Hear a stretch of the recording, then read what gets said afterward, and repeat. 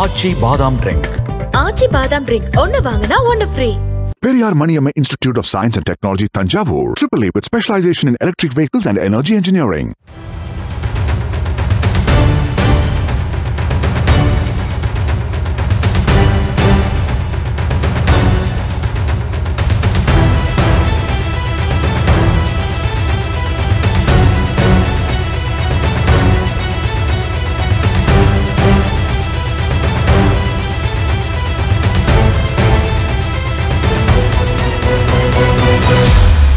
பாமகவில் நடக்கும் உட்கட்சி மோதல் பரபரப்புக்கு பஞ்சமில்லாமல் இருக்கிறது.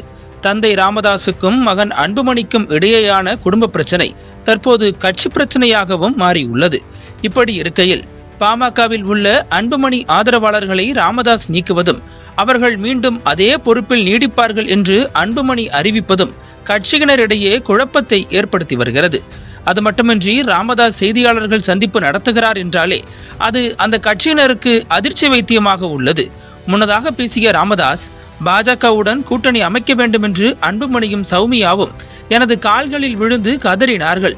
கட்சி பிரச்சனை பற்றி பேசிய தாயை அன்புமணி பாட்டிலை கொண்டு தாக்க முயன்றார் என அன்புமணி மீது பல்வேறு குற்றச்சாட்டுகளை ராமதாஸ் அடுக்கியிருந்தார். தாய் மீது பாட்டிலை வீசி எறிந்தவர் அன்புமணி வளர்த்த கடா என் மார்பிலே பாய்ந்து விட்டது என பல்வேறு அதிர்ச்சி தகவல்களையும் அவர் அதில் தெரிவித்திருந்தார். இருவரையும் சமாதானப்படுத்தும் முயற்சியில் கட்சியின் மூத்த நிர்வாகிகள் ஆலோசனை நடத்தி வந்த நிலையில் ஆடிட்டர் குருமூர்த்தியும் அதிமுக முன்னாள் நிர்வாகி சைதை துரைசாமியும் அதில் கலந்து கொண்டனர். இரு தரப்பினரும் பேச்சுவார்த்தை நடத்திய நிலையில் இறுதியில் அது தோல்வியில் முடிந்ததாக தகவல்கள் வெளியாகின. இந்த சூழலில் மீண்டும் செய்தியாளர்களை சந்தித்த ராமதாஸ் பாமகவில் இருந்து தன்னையே வெளியேற்ற பார்க்கிறார்கள் என தெரிவித்துள்ளார். எனக்கும் செயல் தலைவர் அன்புமணிக்கும் இடையிலான பிரச்சனைகள் பற்றி யாருக்கும் முழுமையாக தெரியாது. இருவருக்கும் இடையிலான சமரச பேச்சுவார்த்தையில் எந்த முடிவும் எட்டப்படவில்லை. நான் என் கைகளை கட்டிக்கொண்டே என் கண்ணை குத்திக் கொண்டேன்.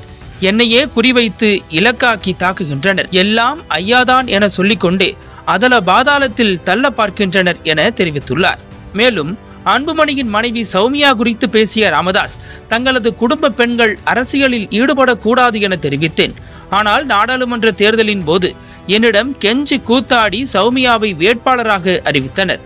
சௌமியா தன் பேச்சிற்கு எதிர்மாறாக செயல்பட்டார். ஒரு நாள் சௌமியா என்னை வந்து பார்த்து மாமா என்றார். நான் ஏமா என்றேன். ஒரு வாரத்தில் தலைவரை மாற்றிவிடலாமா என என்னிடம் சௌமியா கூறினார். 2019 ஆண்டிலேயே கட்சியை கைப்பற்றும் எண்ணம் அன்புமணிக்கு இருந்தது என ராமதாஸ் புது புகச்சலை கிளப்பியுள்ளார்.